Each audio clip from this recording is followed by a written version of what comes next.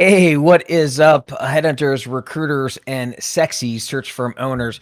This is David Seven Patterson, also known as DSP, and my beautiful, or actually, sorry, there this way, my beautiful brother from another mother, Neil Lebovitz. Yeah, it's hard because I'm It reversed on the is. It is. screen. It's opposite Yeah, when we're on the screen. it is. It is. Well. Hey, so we have Neil here today, and coming to us because he's recently been evicted, which we're not going to hold that against him. So he's been evicted. The rents in New York are crazy. Chris, by the way, is going to be I'm here in joining us a Jersey. little bit Look at the late. beautiful sky. I'm in a courtyard in Bergen County. Yeah, Excellent. right So, over the so, bridge, my man. so that said, if anybody here needs a roommate and they live in New York, all right, Neil doesn't need much. Just a spot under the stairs like Harry Potter, in I just essence. need a hug once in a while, David. Is that so wrong? That is not wrong. In fact, that's very commendable. In fact, I'll give you a hug right now. Here we go. Aw, Hug, aw. virtual hug. Now that said, by the way, so Neil, so right before the show, we were in the green room. By the way, we're going to be talking about recruiting branding. So just FYI, guys, for those of you just turning in, we'll be talking about branding for your recruitment practice, which I believe is actually going to be a very, it's becoming more and more important as the world becomes more and more digitized. But we'll talk about that here in just one moment. But first, though, I want to ask Neil. We were in the green room and you're talking about how I have this beautiful head of hair, which I do. Thank you very much. I appreciate You the compliment, do. and I'm very blessed with that. Now, Neil, he was telling me about this. What was it again? There's this thing that you It's like use a to. puck. David, it's a bald head shaving device. They're all over like the infomercials. It looks like a hockey puck, right? And it's a razor, but it's got 5 razor heads on instead of 1 or 2 like on a regular. It's got 5, and you just move it all around your head, and it gives you this beautiful baby's tush. And I throw a little wax on there, and you get a little shine going. That's my Is world, it baby. turtle wax? Turtle wax. Turtle Oh wax. God. So Do you yeah, do you, do that's you that's buff what it? I'm You have the rocking and buffer? rolling here in Jersey, New Do you York. buff it? Yeah, I'm not, but I do. You Maybe know how right. buffing it? Actually, I will tell you that you do make bald look good, man. You do make bald look good. I gotta And admit. you make the bodybuilder beating up the weak guy at the beach look good too. I'm pretty far from that. I'm pretty fat nowadays. But that said, Are you not but hitting the enough about gym my as much? sexy We'll get body. off of that. But anyway, branding, man, this is your thing, dude. Branding.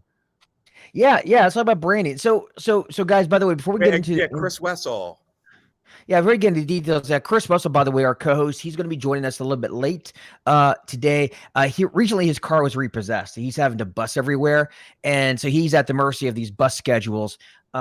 So he'll be here as soon as he gets dropped off by the bus, and he has to maybe have his mom pick him up from the bus stop, bring him home. But as soon as that happens, then he'll be joining us live. Now, for anybody watching us live, by the way, if you could do me a favor, comment live down below so we know who's watching. It'll help the algorithm give us some live likes and loves. Excuse me. And if you're watching the replay, comment replay. And then, of course, if anybody has any questions, feel free to comment them down below, and we'll answer any questions that you guys have. So with that said, let's talk about branding. So one thing that I want to mention here, but as far as branding is concerned, is that I think that obviously when I first started in the business, and by the way, when I first started, it was I started staffing back in '97, but it wasn't until 2000 that I learned how to do search. That was when I was hired by MRI, Management Recruiters, and I was just a green rookie in my early 20s at the time. And all we had was a phone, and that was about it. We had a database, but it was not it was like a dummy terminal attached to a server. So there was no windows. It was orange text on a black screen. So I didn't have access to internet really. Had email, but we had email. We had to we had one PC, Windows PC, with email on there. So we each of us got like an hour or so a day on this PC, so we can use email. The rest of it was just all pure phone. And so when it comes to branding back then, it was really hard to do because all your branding was in essence the conversations you would have with prospects. So back then, um, uh, the big metric, and I don't know if you remember this, Neil, but the big metric at the time was phone time. They used to say if you get 4 hours a day phone time, you're making six figures. Back when six figures meant something, and by that it was basically from the time you picked up the phone to the time it rested back on the cradle. There was a system that would track each second that the phone was live, and if you got 4 hours in a day, you were doing pretty good. And I think a lot of that was due to we were told talk to as many hiring managers and candidates as possible, because the more you just talk to people and give value and build relationships, then your brand will organically start growing. So a lot of it was brand building in addition to just dialing for dollars and dialing for leads. And nowadays there are so many tools available to brand build, not just by phone, but also social and your website and email campaigns and all these other things, right? So I want to talk about that, how you can do that, and what Okay, to but you're, think about when it comes David, to let's branding. cut to the chase though. This is a Mhm. show where you're obviously pro brand. Okay. You have tons of content on it. You're a branding guru. So I'm going to have to ask the question, does brand matter and why though?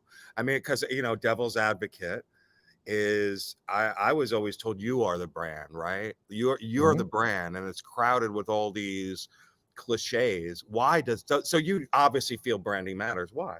Mhm. And yeah.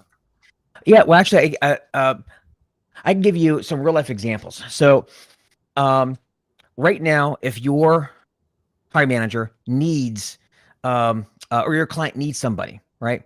They're not going to go online and look for somebody on LinkedIn and go reach out. So inbound leads don't really exist as much as people think they like to think they do. Like a lot of branding experts talk about inbound leads, right? Right. They don't really exist as much in our business because our business commoditized. A client can open their email and see dozens of recruiters. Like I don't need to go search for somebody because they're searching for me. I just got to go Right, pick the right, best one, right. right? So where branding comes in, where branding really shines is making your outbound more effective. As an example, uh, uh, uh, my my, uh, uh, my partner, so I do like a career coaching business on the side, and I've got a partner in that named Mitch Robbins. He runs Anthony Michael Group out of Denver, right? So he has a search firm that is medical device and does RAQA. He has been running a podcast where he interviews leaders in the medical device space, and he's been doing it for about 3 years now. He gets some inbound leads on that, and he's had a couple like fairly big retainers come through because of that. But the real value is when he reaches out to people.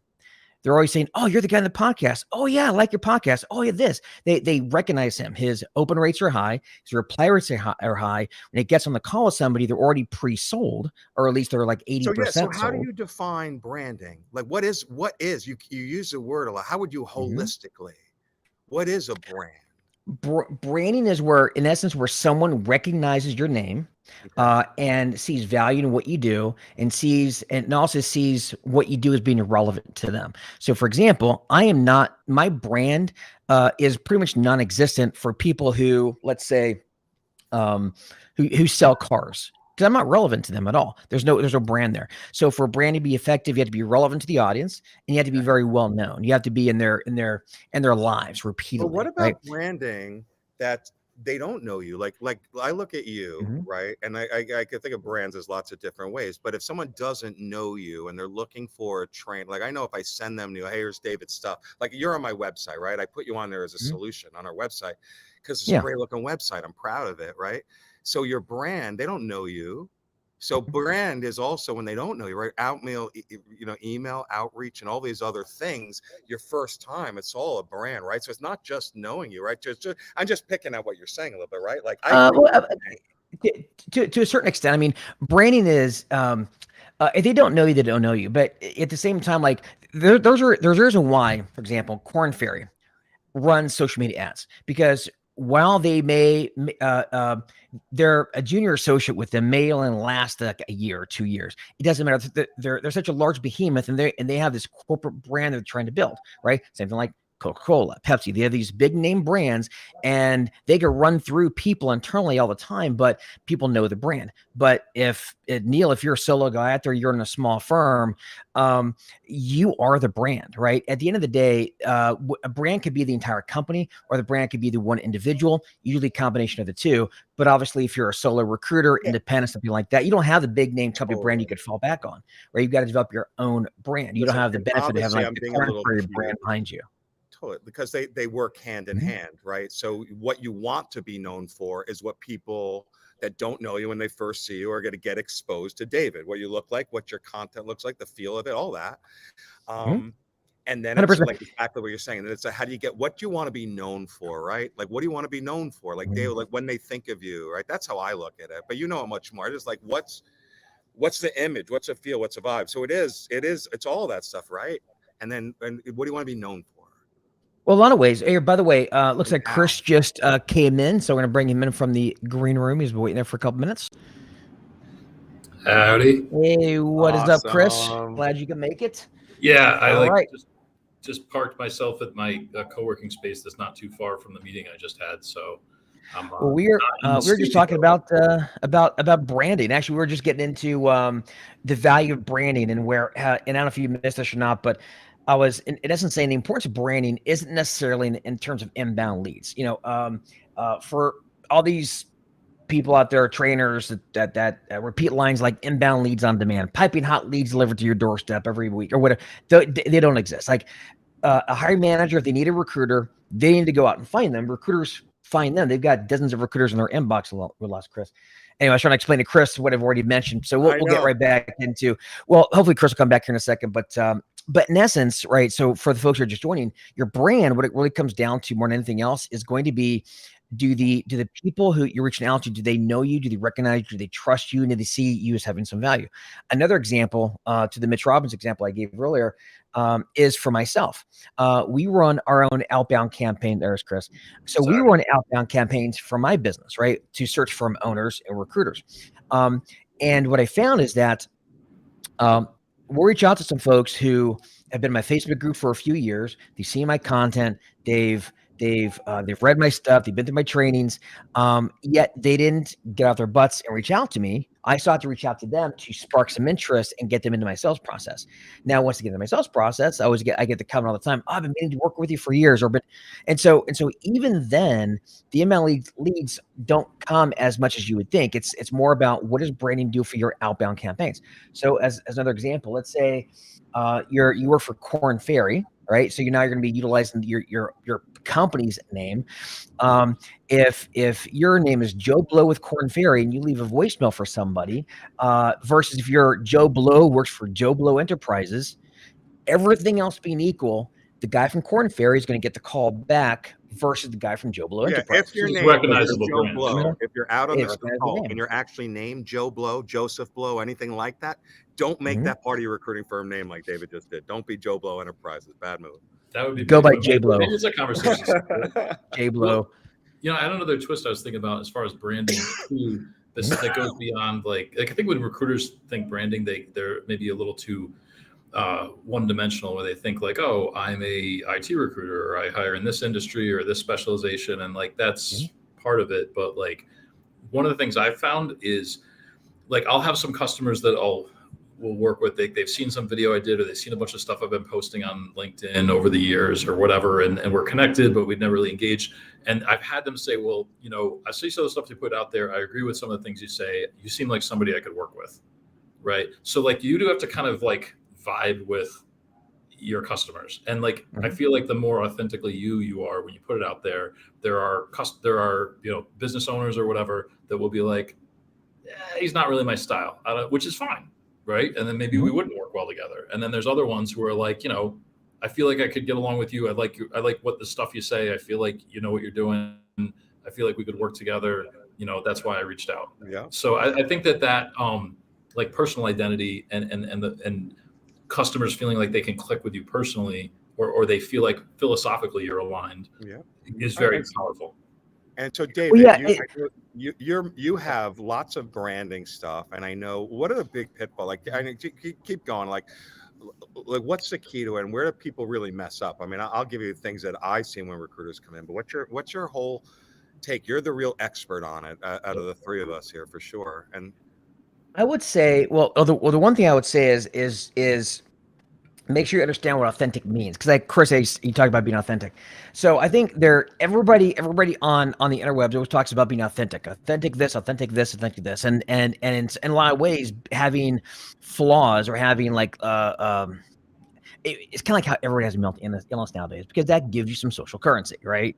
And so in today's world, right, everybody tries to be authentic, and for most people, being authentic does not work, because being authentic means, oh, I'm freaking hungover today. Like it's like being, you don't need to tell your audience or your niche exactly what's going on in your life. Unfiltered Like, versus authentic is yeah, authentic.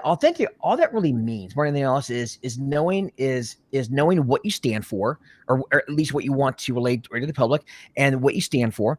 And in essence, beating that drum every single day, and being consistent and being a that's what authenticity really truly means. Authenticity, and I would agree with that, because doesn't I mean see talking about like your flaws. Yeah, like when I say, like, I put opinions out there and I'm like, hey, here's just what I think you should do, right? This is what I think about this, and it clicks with you or it doesn't, right? And I think like that's part of like the authenticity, like you said, you have a stand on something, like this is your approach, this is how you think it should be done, this is what you think is like good or bad.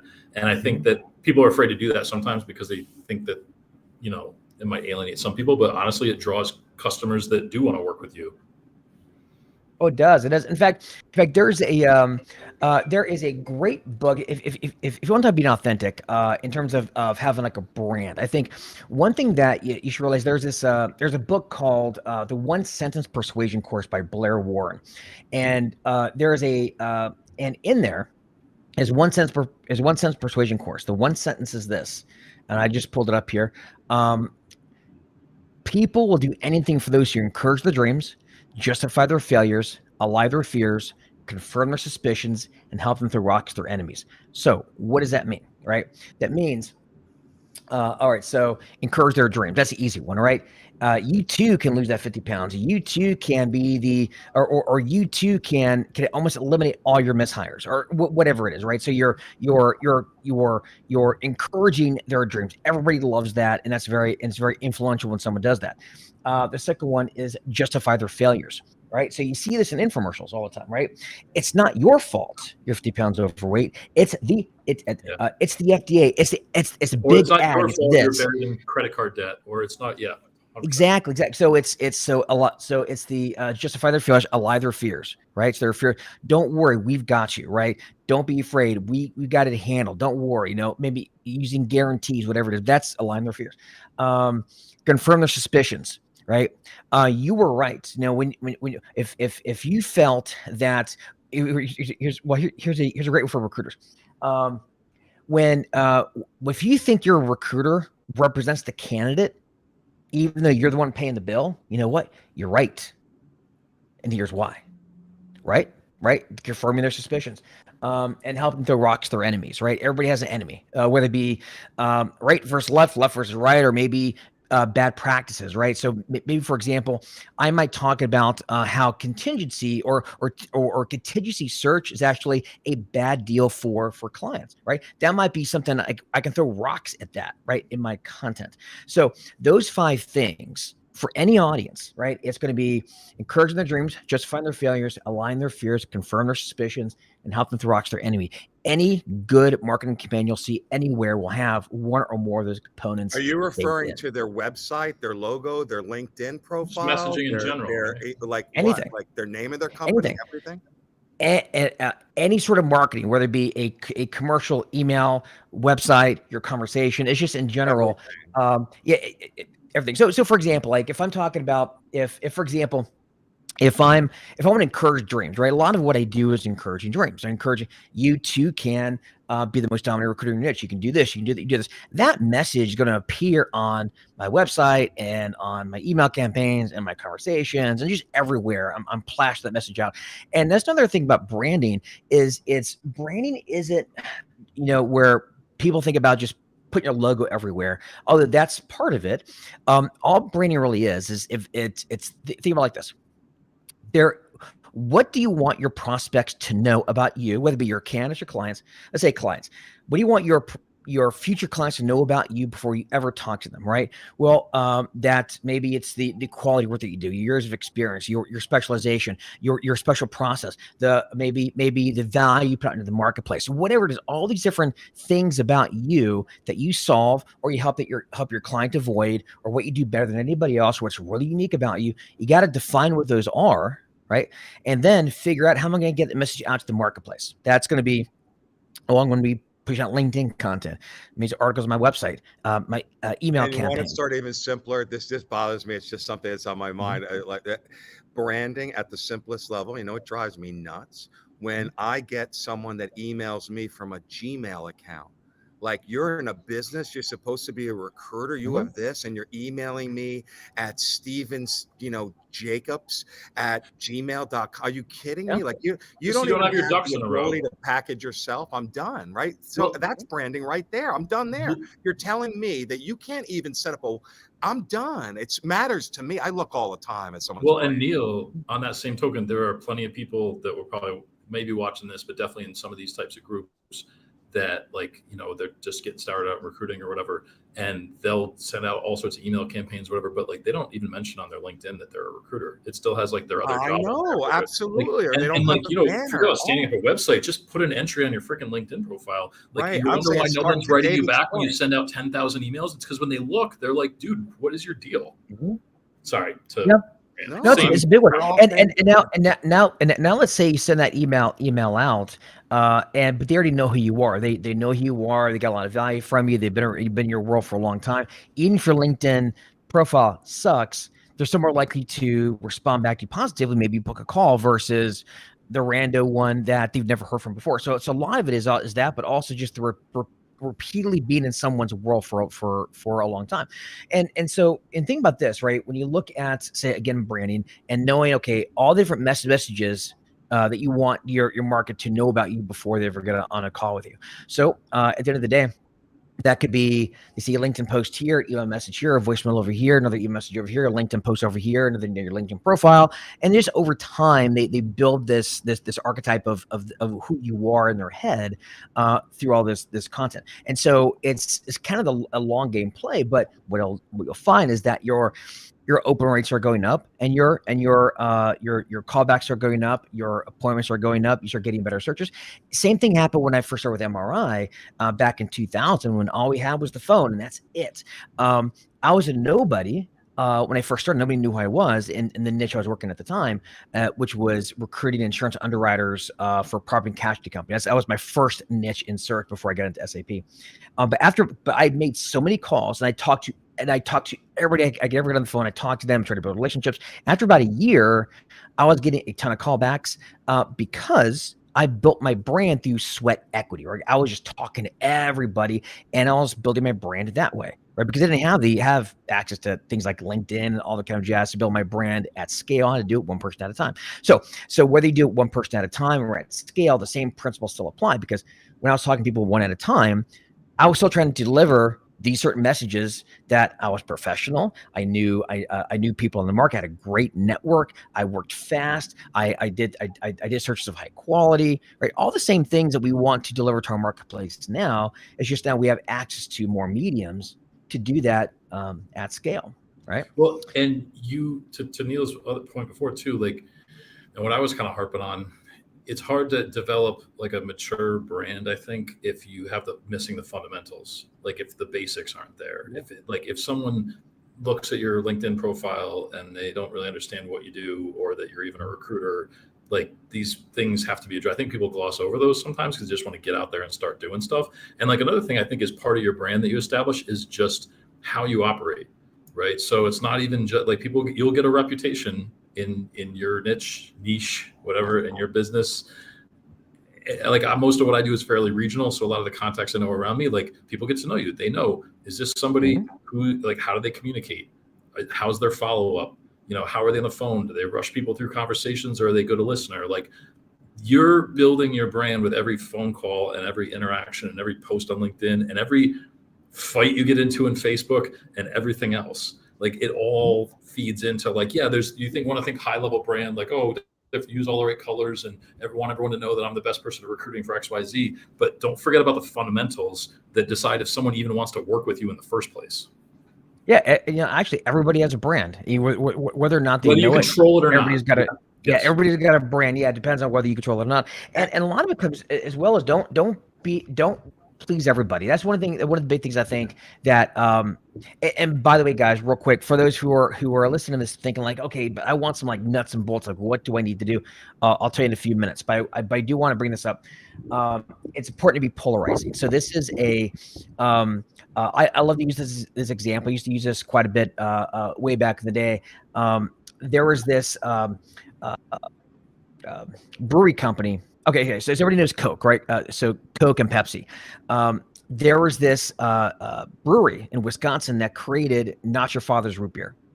And this is back when no one was making an alcoholic root beer. Not Your Father's or Nacho Father's, like a cheese. Not Your Father's. Not Your Father's root Father's. beer. Okay. Which, by the way, I love root beer. In fact, I'm drinking root beer right now. Not a beer. This is root beer. Yeah, I'm not a big fan not of the cheese alcoholic beverages, version. so nacho beverage wasn't going to fly well. Okay. And I'm not going to fly away. But Not Your Father's root beer, which was actually about, I think, 5 or 6% alcohol. And so it was pretty strong. They came out with that. No one had done it at the time. And thing about it is no one really like, there's not many people like root beer. I love root beer, but it's an acquired taste, right? Yeah, sure. And of those, not many people want to get drunk when they drink root beer, but those who did, it exploded. And that brewery, like a little regional brewery, became national in a hurry. And they became one of the biggest sellers, actually became their biggest seller. And because it was so unique and polarizing, in a lot of ways, you don't have the resources to be Coca-Cola, and you certainly don't want to be RC Cola, right? Which is like a generic knockoff version of Coca-Cola. You want to be your own thing. A lot of people don't like Not Your Father's Root Beer. That's okay, because enough people love it that it made them a runaway success. And so, in a lot of ways, think about like my brand. There are people out there I know who don't like me. That's cool, but the ones who do really like me. Right. And so I'd rather do that than be one of the hundreds of trainers out there that are vanilla, that have nothing distinguishable about them because they're trying to play it safe and appeal to the entire funny, crowd. David, to digress. So I was a trainer on the circuit for 10 years and I hit the ground hard, right? I did all of the national events, of the local ones. And I remember in the beginning, I was really ranked high. I was always ranked like the number 1, number 2 but I would get these amazing reviews, but I would always get these people at the bottom that hated my guts. Like I couldn't believe that I could be rated that high and have such vitriol. And my style was I was a very polarizing style. But to your point, I never could have been ranked as high or had the success if I worried about that end bottom, because it's going to happen. Like if you're going to be authentic, you're not going to be you're not going to want to be friends with everyone either, you know? Anyway. Oh yeah. In fact, actually, speaking of which, do you know Dave Nurse with NPA? Oh, absolutely. So he's actually, I'm talking to him right now to be a guest on our show in the next few weeks. And it's funny enough, actually, I was talking to Dave a couple weeks ago. I mentioned your name. He told me exactly that. He told me exactly what you just told me. Exactly. About pretty me? much exactly. That About how you were great. Some people didn't like you, but the ones who did really liked you, and that you were a great trainer. And he brought that up exactly. That was, or something to that effect, rather. So it's interesting that you said that, because that really is true. Same with me. Like I'm polarizing, I get that, but that's one of the reasons why I've been able to do so well. And likewise, because people, you can be vanilla all day long, but who's really a raving fan of vanilla? And if you think about as a recruiter, if you think about as a recruiter and you're trying to be kind of generic, you're trying to be a people pleaser, and you don't want to like really push back or say no or kind of define yourself at all, you're going to take on a whole bunch. You're going to think you're having success because you have all these job orders, because you're so vanilla that you're non-offensive and everybody's going to want to work with you, right? So you get a bunch of job orders from a bunch of wildly varying in how qualified they are requirements. But what hits the bottom line and actually hits your bank account, because what actually gets closed probably won't be a whole lot, right? But what if like you spent most of your time working with companies that work well with your style? Like I challenge right off the bat anybody I work with in a discovery call. And I don't mean adversarially, but I probe a little bit, try to understand like really where's this business need coming from? Is this really understand how they scope the job? Is this really what you're looking for? This and that. And I explain to them like my process, which includes some discovery calls and discovery time up front, and some benchmarking, behavioral assessments, things like that. I expect some time out of my customers because I do higher level searches, and some of them aren't willing to do that. They're like, we just pay you and just like skip. We just like have a half-hour call. I'm like, no, I can't do that. I'm not going to be able to do a good job for you. And then they're like, okay, well, we can't go this route. I'm like, that's fine, because I would lose my mind trying to work with that customer because they're not going to do it the way that it works well for me. But the ones who are like, yeah, that sounds like a great process. We're totally on board. We're totally engaged. Keep coming back and coming back and coming back.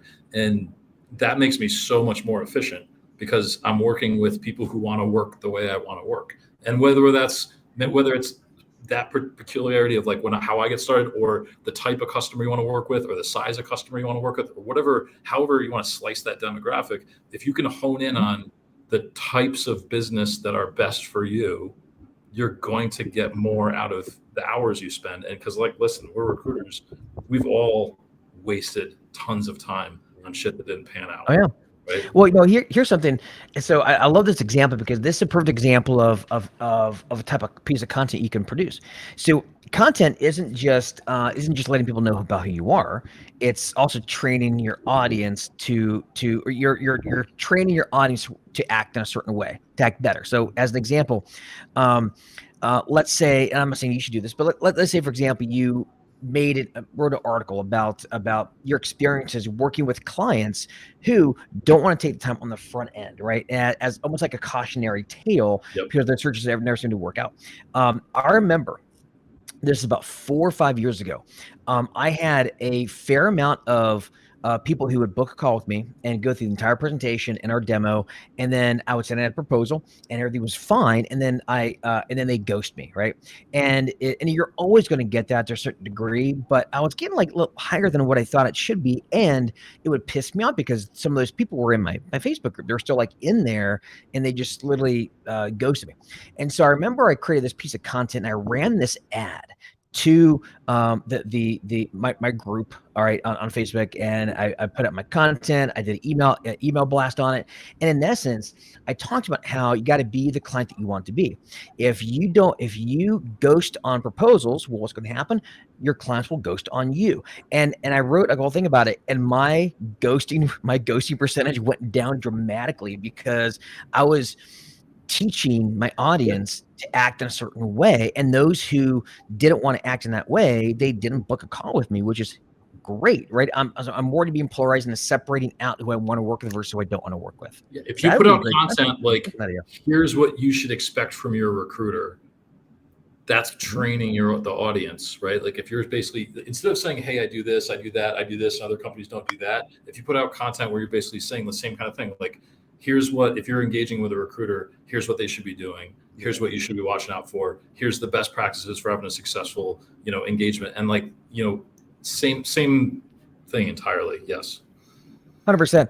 Well, and in fact, actually, speaking about training the audience, here's something interesting. I read this. I forget exactly how the wording was, but I read this and I was thinking to myself, like, man, I should figure out a way to use this as a rebuttal in a recruiting script. So I read this on Twitter, and it was about the economics of door-to-door sales for pest control. It sounds really weird, but it was a really long post where basically this guy, he was like an economist, I think maybe like his nephew, whatever, spent the summer in Utah selling pest control door to door and made about $40,000 in a summer, right, on commissions. And they broke down like the number of houses he would knock on per day, how many would answer, how many get live, how many he closed, etc. And he said one of the best techniques for rebuttals was when he'd ask, like, who they currently use. They say, we currently use somebody, and they say who it is. He said they taught us to speak fast but then speak slow. So when they say Terminex, immediately you would speak fast, Terminex, but then you would slow down and you'd say I forget exactly how he said it, but something to the effect of, oh, you use Terminex. So I'm sure you've seen them spray. Now, have you and he would say something to the effect of, where he would throw them under the bus. He would say, so you've seen how they only just do the spray and that's it. I see. Like he would say it, and implying that they only do one thing versus his service where they did a bunch of different things, but he didn't say it in a negative way. He said, oh yeah, Terminex, yeah, we're good. I'm sure, and I'm sure you've watched them just do the spray and that's it. Oh, fantastic.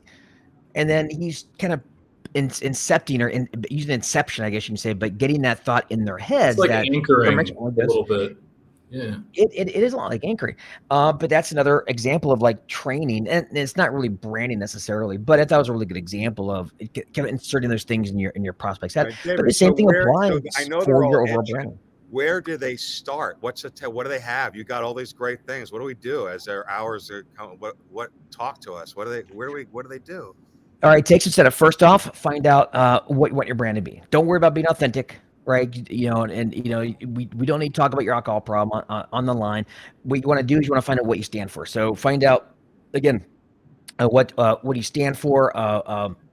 In terms of your service, right? So to be high quality or speed, whatever happens to be, right?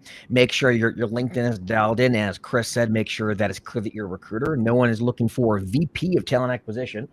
People are David, looking is this for a your finance lighthouse recruiter. method? Is the lighthouse method the branding one? You had a product. Yeah, my basically the Lighthouse method is my sales and marketing guide, right? Okay. Yeah, and in fact, if anybody wants to download, I'll put it here up on the screen here in a second. But anyway, so get all make sure your LinkedIn's dialed in because obviously people are going to be looking at your LinkedIn. But once you do that, before you start winging out emails and content, then map your market. So, for example, if you have an audience of 3,000 hiring managers because you work, say, finance in Houston, and you've got about 3,000 hiring managers in Houston that you know of that you mapped on LinkedIn, scrape all those from LinkedIn. And here's what you do: there's 3,000 people, start connecting with them on LinkedIn, right, as much as possible, because if they're connected, they're much more likely to see your content, and start posting content specifically to those 3,000. Don't worry about everybody else on LinkedIn, just those 3,000 people. Start posting content to them that would be relevant to them every single day on LinkedIn, and then start your actual outbound campaigns, right? Meaning start reaching out to them every single month, right? Phone, email, LinkedIn, etc. It takes time, but what you'll find is, and you can A/B test this, take 1,000 people where you're connected with them on LinkedIn and showing them content versus 1,000 where you're not doing that, and email the exact same messages out to each, and you'll see a higher response rate from folks who know you because you've been branding towards them. So all you got to do is make sure you get your brand assets together, map your market completely, use like these scraping tools like Seamless, Apollo, DuckSoup, whatever you want to use on LinkedIn, scrape them down, put them in your CRM, and then start a concerted campaign every single week to connect with as many people as you possibly can. Start posting content that's going to be relevant to them, those hiring managers. Start your email campaigns simultaneously, and also make sure you're reacting to their content. So, right, on Sales Navigator, you can save these leads as saved leads on Sales Navigator, and you have a newsfeed on Sales Navigator where you can then see all their content, all their posts. Start liking, commenting, because you want to be. That's part of branding, right? They want to see your face, your name, whether it be as a comment on their post or a like on their post, or they see a piece of comment over here and they get an email over here, right? That's very small batch branding, right? You don't need to be huge to the world. Just map your market, get your assets ready, and start connecting on LinkedIn. Start pushing out content on LinkedIn to be relevant to them, and start reaching out to them on a monthly basis. It's really, really simple, and be consistent with it, right? That's how you build a brand. But the reason why recruiters don't have a brand because they don't post consistently, or they don't post their things their audience finds valuable, or they don't map their market, or prospects in the market don't hear from them, right? A prospect and may only hear from a recruiter once a year, if that, right? And only when that recruiter needs a job order, versus every single month being in their inbox, every single maybe week being in their news feed. It's that simple. It's just the consistency and being in front of them. And absolutely, like Chris said, start with the basic things too, like that LinkedIn, like your LinkedIn, like David, all your stuff looks great. Like if I'm going to look at you and I'm going to go to your LinkedIn, your everything, your Facebook banner, everything should be just spend the hour, man, and plan it all out. You got to do it. And as a plug to my business, if you don't have the resources for it, a company like Boss, anyone, if you have one contractor out with us, we give you free branding and marketing services with a lot of value and all sorts of great things we'll help you with. design kits and stuff. The header pages like David's My Quad, like you go to my LinkedIn page, like that kind of thing. We'll design for you. Yep, contact, you can go there, learn to start more with Boss Back Office Staffing Solutions, because we care. Shameless plug. Well, Building if my we're doing brand, David. if we're doing shameless plugs, yeah, and actually there's nothing wrong with shameless plug. And here's something else, by the way, in terms of branding. Here's something else to think about. Here's really important. I'm about to promote my shit in a second, but I want to give you another important lesson. I get two important lessons. One is don't ever feel bad about a shameless plug, because you know what? People think that, well, so all right. Who else is going to plug you if you don't plug yourself? Exactly. People don't like to be sold to. I get that, right? And you don't want everything to be promotional. But at the same time, if you don't sell somebody on something that they may need, you're doing them a disservice. Never feel bad about a plug. Never feel bad about promoting yourself. Yes, let's just not call it you're doing them a service. In the future. That's where I take umbrage. You refer to it as a shameless plug. You're the one that added the adverb. I know. Just fun, shameless. That's why I like you, Neil. You're shameless. And secondly, the other big, you plug away, David. I know you're not. Oh yeah, I've no shame. Yeah, if you want to download the Lighthouse Method, by the way, you can do that right up here there at shameless dog. YouTube been plugging each other for years. Wait, what are we talking about? Oh, thank God, David. That means different things. You used to have crazy long URLs. I have these short, like real DSP.me URLs. Oh, there you go. But actually, though, here's the other lesson, though, and this is the Mel Gibson rule, right? I love the Mel Gibson rule, because if you post content on LinkedIn or post whatever, and you get like 100 views on, it's like nothing, right? And you get no comments, no likes. It's probably because it's too promotional. And so the Mel Gibson rule is called the Mel Gibson rule, because I heard this in an interview with Mel Gibson years ago when they asked about how he's able to direct such great movies. I mean, Braveheart, The Patriot, Apocalypto. He's directed some great movies, and his rule always is he has to have the 3 E's. You have to educate, you have to entertain, you have to elevate their thinking. And if you're not educating, right, if you're not entertaining, elevating, you don't have great content, whether it be a movie, post, whatever it is. And so every time you create a post, is it entertaining? If it's not, redo it. Is it educational? If it's not, redo it. Is it elevating the thinking somehow? If it's not, redo it, right? If you can get those 3 relatively consistently, your content will be better than 99% of the content you see on LinkedIn. And you'll actually start getting views and actually start getting traction.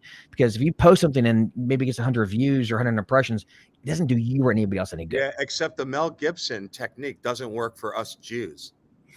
I'm just kidding. I couldn't resist. Oh man. Well, that's it. No comment on that one. But I will say this. In terms of shameless plugs.